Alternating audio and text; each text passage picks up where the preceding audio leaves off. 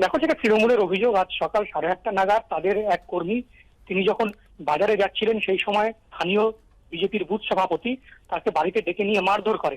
এরপরে উত্তেজনা ছড়ায় এবং তারপরে তৃণমূলের দাবি যে স্থানীয় বাসিন্দারা সেই সময় বুথ সভাপতির বাড়ি ভাঙচুর করে এবং সেখানে লুটপাট চালায়। যদিও বিজেপি পাল্টা দাবি যে তাদের গোষ্ঠীদ্বন্দ্বের জেরেই এই ঘটনা ঘটেছে, তৃণমূলের গোষ্ঠীদ্বন্দ্বের জেরেই ওই কর্মী আক্রান্ত হয়েছে এবং তারপরেই সেই গোষ্ঠীদ্বন্দ্বকে ঢাকতে তৃণমূল কংগ্রেস কর্মীরা বিজেপির বুথ সভাপতির বাড়িতে হামলা চালায়। ঘটনাকে কেন্দ্র করে কিন্তু ব্যাপক উত্তেজনা রয়েছে এলাকায় এবং পুলিশ বাহিনী মোতায়েন করা হয়েছে নয়ারহাট ফাঁড়ির এবং ইতিমধ্যেই দুপক্ষের তরফ থেকে থানায় অভিযোগ দায়ের করা হয়েছে এবং যে আহত তৃণমূল কংগ্রেস কর্মী, প্রায় 75 বছর বয়স, তিনি কিন্তু বর্তমানে মাথাভাঙা মহকুমা হাসপাতালে ভর্তি রয়েছেন। ধন্যবাদ শুভেন্দু।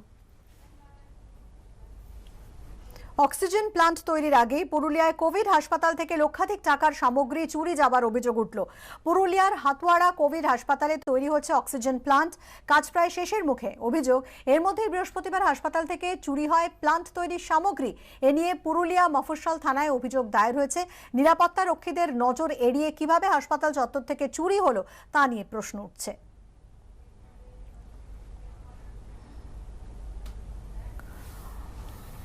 মধ্যমগ্রামের পর দত্তপুকুর, ফের উত্তর 24 পরগনায় বেআইনি জলের কারখানার হদিশ, গ্রেফতার মালিক। গোপন সূত্রে খবর পেয়ে অভিযান চালায় বারাসাত পুলিশ জেলার এনফোর্সমেন্ট ব্রাঞ্চ। বাজেয়াপ্ত করা হয়েছে প্রচুর জলের জার, রাসায়নিক ও প্লাস্টিকের ছিপি। স্বাস্থ্যবিধি না মেনে বেআইনিভাবে জল তৈরি করা হচ্ছিল বলে পুলিশের দাবি।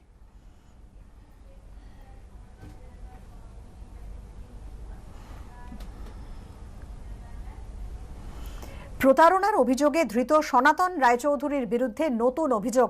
তার বিরুদ্ধে ভুয়ো মানবাধিকার সংগঠন চালানো চাঞ্চল্যকর দাবি করলেন অবসরপ্রাপ্ত এক স্কুল শিক্ষক। পাশাপাশি সামনে এসেছে সনাতনের বাংলাদেশ যোগের বিষয়টিও।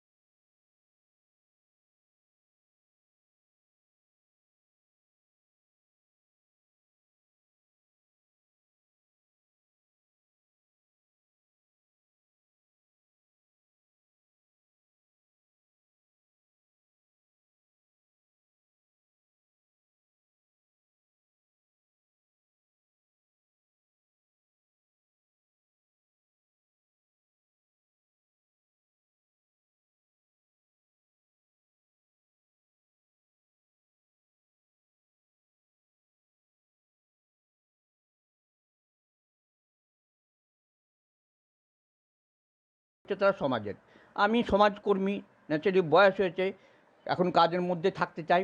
হ্যাঁ, মানুষের কাজ করতে আমি রাজি আছি। তারপর সহকারী যে সনাতন রায়চৌধুরী যিনি সহকারী, তার নাম দিল বিশ্বজিৎ ছাত্রা। পরবর্তীকালে আমি দেখছি সংগ্রাম মিত্রই মানে হচ্ছে বিশ্বজিৎ ছাত্রা। অবসরপ্রাপ্ত শিক্ষকের দাবি, ভুয়ো ভ্যাকসিন কাণ্ড সামনে আসতেই ওই সংগঠনের সদস্যপদ প্রত্যাহার করে নেন। অভিযোগ, বাংলাদেশেও প্রতারণার ফাঁদ পেতেছিলেন সনাতন। জেনারেল মেম্বারশিপের প্রত্যেককে 1000 টাকা করে মেম্বারশিপ, আর যারা এক্সিকিউটিভ তাদের প্রায় 50,000, 60,000, 1 লক্ষ অব্দি তাদের মেম্বার ছিল, মানে এক্সিকিউটিভ মেম্বার। এদের জাল শুধু এখানে নয়, এরা বাংলাদেশেও এদের জাল বিস্তার করেছিল।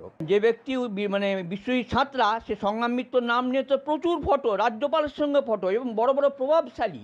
আমি ভেবে পাই না যে এরা কীভাবে ওই সমস্ত প্রভাবশালী ব্যক্তিদের সঙ্গে ছবি তোলে। যতদিন যাচ্ছে ততই সনাতনের বিরুদ্ধে নতুন নতুন অভিযোগ উঠছে। আর কোথায় কোথায় কীর্তিমান এই ব্যক্তি প্রতারণার জাল বিস্তার করেছেন, সেটাই এখন লাখ টাকার প্রশ্ন। সৌরভ বন্দ্যোপাধ্যায়ের রিপোর্ট, এবিপি আনন্দ, হুগলি।